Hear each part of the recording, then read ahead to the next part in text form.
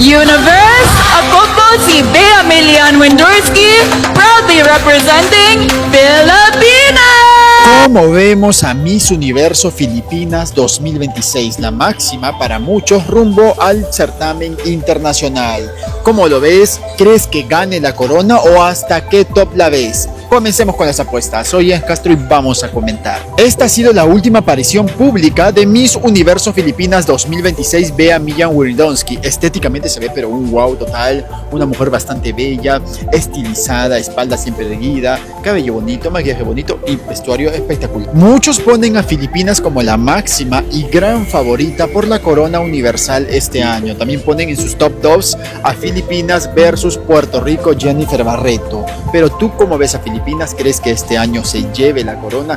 ¿Crees que le falte? Yo en lo personal veo que es una fuerte candidata y sí, la tengo en mi top 3 de favoritas y quién sabe, podría ganar Filipinas. Pero ¿qué te parece esta reina? ¿Hasta qué top la ves o crees que gane? Déjame tus comentarios. So inyong napanood mga kapolitika, itong sikat na Latino vlogger dito sa mundo ng social media, walang iba kundi si Jens Castro, dahil lagi po nating pinapanood ang kanyang mga reaction video para malaman natin yung kanyang opinion at mga reaksyon, mga sentimiento sa ating mga Pinay beauty queens or ating mga candidate or representatives. So lagi niyang fini-feature itong si Bea Milian.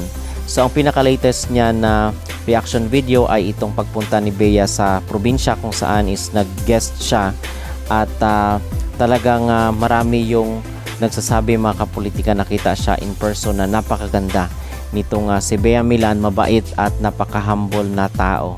So dito is ang reaksyon ni Jens Castro kay Bea is ano siya yung possible daw na top 3 itong si Bea Milian kasama itong pambato ng Puerto Rico na walang iba kundi si Jennifer Barreto.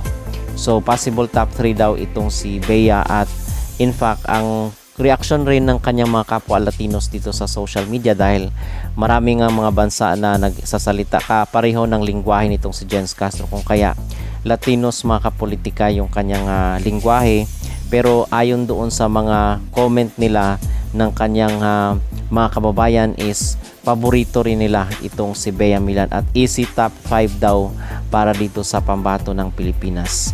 So may ahambing natin kung ating kasi pag nakikita natin itong si Miss Chile na ating na-feature doon sa ating mga naunang video ay medyo merong hawig mga kapolitika yung shape ng mukha nitong si Bea at pangpambato ng Chile na si Dominga Lopez. So magkaiba lang sa siguro sa buhok dahil maiksi yung buhok ni Dominga, pero yung shape ng mukha especially sa panga ay may resemblance actually napapansin ko dito kay Bea Milian at kay Dominga Lopez. So ito daw yung sinabi ni Jens Castro dito sa kanyang video. Ito yung translation mga kapolitika. I love her. She is a queen in every sense of the word. For me, she should be the next one in my Miss Universe 2026. Jennifer is very beautiful and impactful, but I feel she doesn't connect much with the audience, and Bea, yes. So, mas gusto nitong si Jens Castro si Bea Milian may kumpara dito kay Jennifer Barreto na pambato ng Puerto Rico na isa rin sa mga frontrunner ngayon. Do you know that if Philippines won the Miss Universe this 2026, for sure, all the Asian countries will be back and loving the Miss Universe again because Bea is so loved in Asia. She will represent Miss Universe well in international, not just in Asia. She's also loved in Latin countries. The winner for Miss Universe 2026 from Philippines in November, Puerto Rico, Pegada El Tocuyo, and place for Miss Universe. So, sabi dito, it's like a mix between Catriona and Oksana Cordova. In a nutshell, the ultimate of extremes. If Puerto Rico and Philippines were joined to hands, the Philippines would win the crown. It's already known why they won't give the crown to Jennifer Barreto. Top 3, Chile, Puerto Rico, Filipinas. So ito yung ilan lamang sa mga comment ng mga Latinos dito sa reaction video ni Jens Castro sa kanyang social media account, na even yung mga Latinos ay merong confirmation na itong si Bea Milian ang isa sa mga talagang hot hands ngayon dito sa Miss Universe. So ito ay kung mananalo man, hopefully mga kapolitika, sana is walang mekos-mekos at magustuhan rin ng organization kasi nga in demand itong si Bea Milan for kung halimbawa lang na in demand itong si Bea is malaki rin kikitain actually ng organization ng Miss Universe para pambawi man lang dito sa kailang utang at yung broken integrity ng Miss Universe.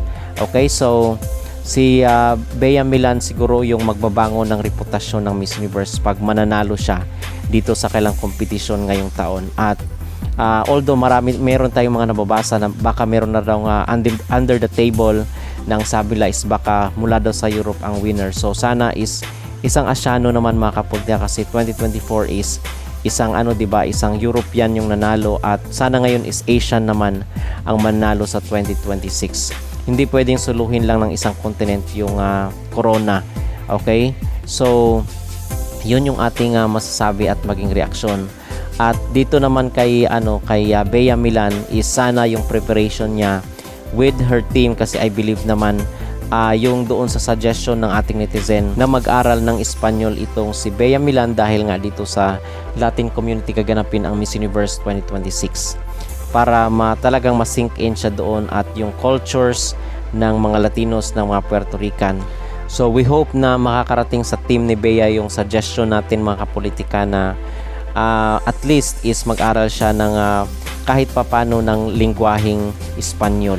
So yun po mga kapolitika ang ating reaksyon dito sa sinabi ni Jens Castro na may possibility na mananalo ang Pilipinas para ngayong taon. And we hope na sana is magkatotoo itong kanilang mga prediction, itong kanilang mga mga spekulasyon mga kapolitika at hindi lang para dumami yung kailang mga views, dumami yung kailang engagement at interaction dito sa social media. Kasi alam natin na kung binobola lang tayo nila at